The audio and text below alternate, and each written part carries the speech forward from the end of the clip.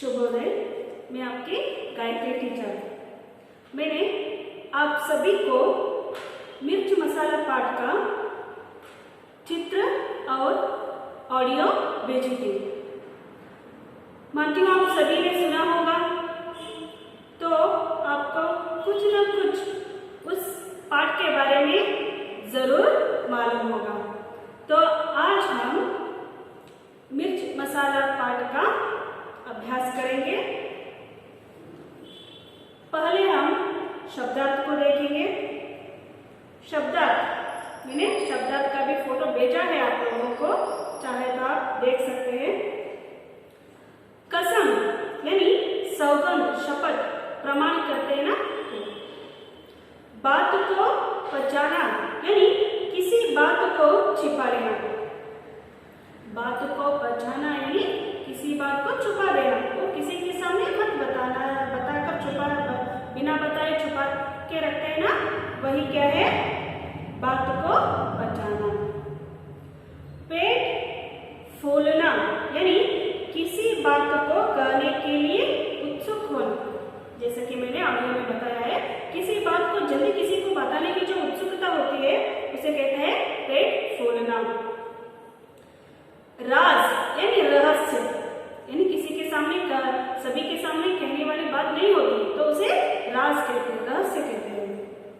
पेट फट जाना यानी पेट में बहुत पीड़ा होना, विकृत अवस्था में आना। जब भी हमारा पेट बहुत दर्द होता है तो पेट ऐसे पक के ऐसे ऐसे चलता है, विकृत अवस्था में आना। बात उगलना यानी रहस्य बात को प्रकट करना। कोई अगर हम पर भरोसा रखे, कोई सीक्रेट बात हमसे कहते हैं तो चुप न बैठते हुए जाकर किसी के सामने कह के छोड़ देना। बात उगलना। खबर यानी समाचार, हाल, न्यूज। गोरैया यानी गुब्बच्ची, कहते हैं कन्नड़ में। गोरैया यानी एक पक्षी। आइए अब देखेंगे पाठ।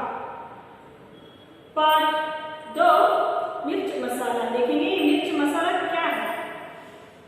यह लोक कथा है, लेखक परिचय नहीं है। तो देखेंगे, कभी कभी आदमी अपने विचारों को दूसरों के साथ बांटना चाहता है, लेकिन उसे यह ध्यान रहे कि राज की बात बताने से पहले यह सावधानी बरते। हम क्या करते हैं, हर एक को आसानी से मान लेते हैं और जो भी हमारे मन में दुविधा होती है, जो भी हमारे मन में बात होती है या कोई हमसे अपना सीक्रेट बताया हुआ रहता है तो हम क्या करते हैं, जाकर किसी दूसरों के सामने बता देते हैं। तो इस तरह बताने से क्या मुसीबत आते हैं, एक उदाहरण के हिसाब से आपको यहाँ पर पाठ के जरिए दिया गया है। तो इस पाठ से आप यह समझ सकते हैं कि मन की बात दूसरों को बताने से क्या होता है। यानी सिर्फ उन्हीं लोगों को बताना चाहिए जो विश्वास के मूल्य को रखे, नहीं तो सभी के सामने अगर हम अपना रहस्य, हमारा मन की बात जो बताते हैं तो हम क्या हो जाते हैं, अपमानित हो जाते हैं। तो देखेंगे मिर्च मसाला पाठ में क्या है। एक दिन शाम को भोलू आंगन में बैठकर दूध पी रहा था। उसे खांसी आई, दूध का लोटा लुढ़क गया तथा थोड़ा सा दूध मुंह से निकलकर जमीन पर फैल गया। फैले दूध में उसको 2 पंख दिखाई दिए। वह घबरा गया। अपनी पत्नी हीरा को बुलाकर कहा, देखो, तुम किसी से नहीं कहोगी तो मैं तुमसे एक बात बताऊंगी। कसम से किसी से नहीं कहूंगी, पत्नी बोली। बोलू ने दूध में पंख की बात बता दी। एक दिन क्या होता है, बोलू अपने आंगन में बैठकर, शाम का समय था, आराम से बैठकर ठंडी हवा लेते हुए आराम से बैठकर एक लोटे में दूध था, उस दूध को पी रहा था। अचानक पीते पीते उसे खांसी आई।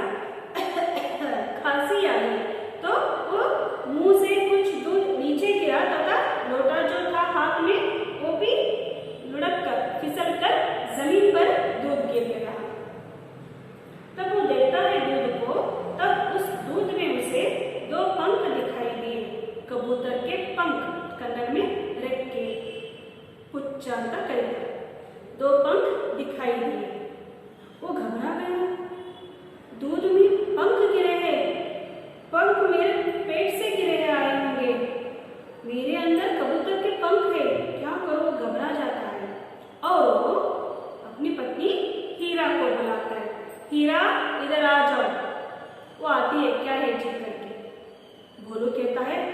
अगर तुम किसी से नहीं कहोगी तो मैं तुम्हें एक बात बताता हूँ।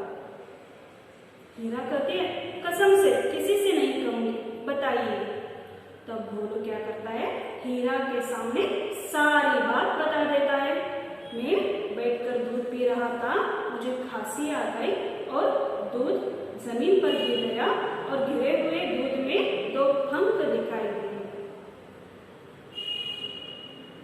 हीरा चुप हो जाती है, लेकिन उसे क्या करती है आगे इस विषय को देखेंगे।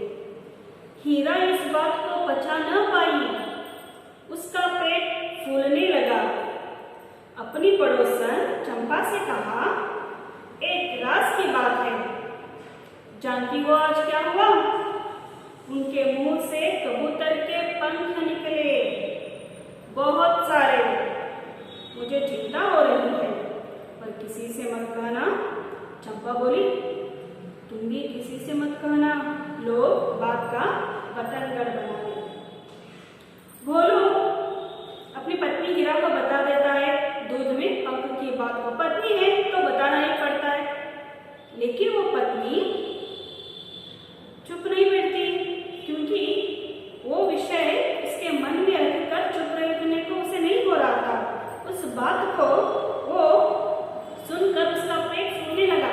जैसे कि हमारा पेट दर्द होता है, बहुत पीड़ा होती रहती है, उसी तरह उसे भी उस विषय को सुनकर उसका पेट फूलने लगा। उसे समाधान नहीं हुआ। अगर वो जाकर किसी के पास कहती तभी उससे आराम होता, तो इसलिए अपनी पड़ोसन चंपा के पास जाती है और चंपा को बुलाते हैं, चंपा इधर आ जाओ, तुम्हें पता है आज क्या हुआ? चंपा बोली, क्या हुआ? पर तुम किसी से मत कहना। नहीं कहूंगी, बताओ। हीरा कहती है चंपा के सामने, पता है आज क्या हुआ? आज वो दूध पी रहे थे, उनके मुंह से कबूतर के पंख निकले, वो भी बहुत सारे। तब चंपा कहती है, चिंता मत करो, कुछ नहीं होगा, लेकिन तुम भी इस बात को किसी से मत कहना। लोग छोटी छोटी बात को बतंगड़ बना देते हैं। इस तरह चंपा हीरा को समाधान करती है। लेकिन इसके आगे क्या हुआ देखेंगे। चंपा से रहा न गया, उसे लगा कि अगर यह बात किसी से नहीं कही तो उसका पेट फट जाएगा। अपनी सहेली चमेली को देखते ही उसने सारी बात उगल दी। कहने से पहले चमेली से वादा करवा लिया। चंपा बोली, देखो तो भोलू जी को आज खांसी आई और उनके मुंह से एक पूरा कबूतर निकला। चमेली को विश्वास नहीं हुआ, पूरा कबूतर? कबूतर तो इतना बड़ा पक्षी है, खाया कैसे होगा? तो क्या होता है, भोलू दूध में पंख की बात को अपनी पत्नी हीरा से करता है। हीरा को उस विषय को छुपा लेने को नहीं होता, तो जाकर पड़ोसन चंपा से करते। चंपा का भी पेट समाधान नहीं था जब तक वो विषय को किसी के दूसरों के सामने न बोले। तो क्या करते हैं, अपनी सहेली चमेली को बुलाती है। चमेली, पता है तुम्हें आज क्या हुआ? नहीं पता, क्या हुआ? लेकिन चंपा क्या करती है, बताने से पहले चमेली से वादा करवा लेती है। तो मुझे वादा करो किसी से के सामने नहीं कहोगी तो मैं तुम्हें बताती हूँ। चमेली वादा करती है, हाँ कसम से मैं किसी से नहीं बताती हूँ, क्या बात है बताओ। तब चंपा कहती है चमेली के सामने, सुना है आज भोलू जी को खांसी आई थी और उनके मुंह से कबूतर निकले। चमेली को विश्वास नहीं हुआ, मुंह से कबूतर निकला कोई सामान्य बात नहीं, आम बात नहीं। कबूतर तो इतना बड़ा पक्षी है, खाया कैसा होगा? इस तरह दोनों के बीच बातचीत होती है। तो इसके बाद क्या होता है देखिए। कुछ ही देर बाद किसी पड़ोसन ने सुना कि भोलू के मुंह से झुंड के झुंड कबूतर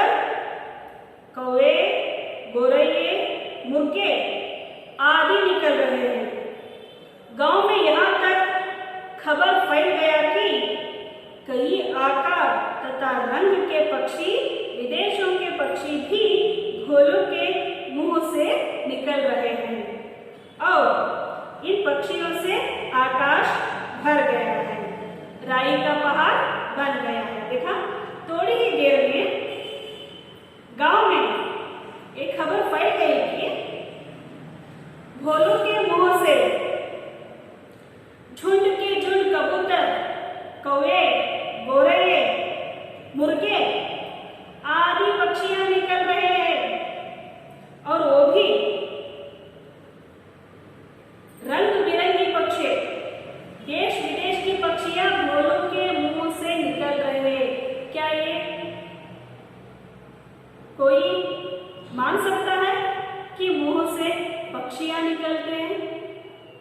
और ये भी खबर फैल गया कि भोलों के मुंह से इतने पक्षियां निकल रहे हैं कि उन पक्षियों से आकाश भर गया है और राई का पहाड़ जैसा दिख रहा है। देखिए, एक छोटी सी बात एक के मुंह से दूसरे मुंह तक कितना बदलता गया विषय। देखेंगे आगे क्या होता है। यह चमत्कार देखने के लिए दूर दूर से लोग आने लगे। बेचारा भोलू भयभीत होकर किसी एक पेड़ पर छिप गया था। थोड़ी देर बाद सब लोगों ने उसे ढूंढ निकाला। उसकी घबराहट देखकर लोगों को समझ आया कि किसी भी रहस्य को बताने से पहले 10 बार सोचना चाहिए। तो गांव में खबर फैल गया कि भोलू के मुंह से तरह तरह के पक्षियां निकल रहे, रंग बिरंगी पक्षियां, देश विदेश के पक्षियां निकल रहे। तो सभी लोग क्या करते हैं, दौड़ के आते हैं भोलू जी को देखने के लिए, भोलू जी के मुंह से निकलने वाले पक्षियों को देखने के लिए। तब भोलू क्या करता है, घबरा जाता है। घबरा कर भयभीत होकर क्या करता है, एक पेड़ के ऊपर छिप जाता है। तब सब लोग दौड़ के आते हैं, देखते भोलू एक पेड़ के ऊपर घबरा कर छिप गया है। तब लोगों को यह मालूम होता है कि दूसरों के सामने विषय को बताने से कितना बड़ा हंगामा हो जाता है। तो इसलिए सब लोग भोलू को समाधान करते हैं और उसे नीचे उतरवा देते हैं।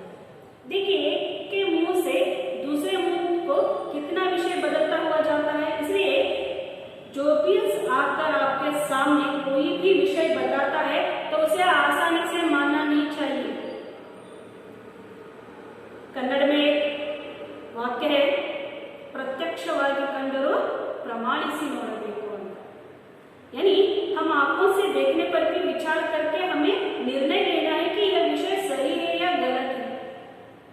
हो सकता है कोई झूठ भी कह रहा हो सकता है कोई दुश्मनी के वजह से वो किसी दूसरे व्यक्तियों के बारे में ऐसे वैसे कह दिया हो। तो इसलिए हमें क्या करना चाहिए, सोच विचार करके बात करनी चाहिए। भोलू ने कहा सिर्फ 2 पग, हीरा ने कहा कबूतर के पंखे निकल रहे, चंपा ने कहा पूरा कबूतर ही निकला, और गांव में सभी लोग कहा कि भोलू के मुंह से कौवे, गोरैये, कबूतर, रंग बिरंगी देश विदेश की पक्षियां निकल रहे। एक छोटी सी बात कहां से कहां तक फैल गई। इसलिए इस पाठ से आपको यह संदेश मिलता है कि हमें कुछ भी किसी दूसरों के सामने अगर बताना हो तो सोच विचार करके बताना चाहिए। हर एक विषय को हर एक के सामने बताते हुए न फिरना चाहिए। इससे हमारा गौरव कम हो ही जाता है, उसके साथ अपमानित भी होना पड़ता है। तो इसलिए क्या करना चाहिए, हमें सोच विचार के दूसरों के सामने बात करनी चाहिए। था इस पाठ का सारांश। अगर आपको कुछ समझ में नहीं आया है तो आप मुझसे पूछ सकते हैं, मैं फिर से आपको बताती हूँ। मानती हूँ आप सभी को यह समझ में आ गया होगा, क्योंकि यह बहुत अच्छा लेसन है और इससे अच्छा संदेश भी मिलता है। तो अब हम नेक्स्ट क्लास में इसके क्वेश्चन आंसर और ग्रामर सब कुछ पढ़ाई करेंगे।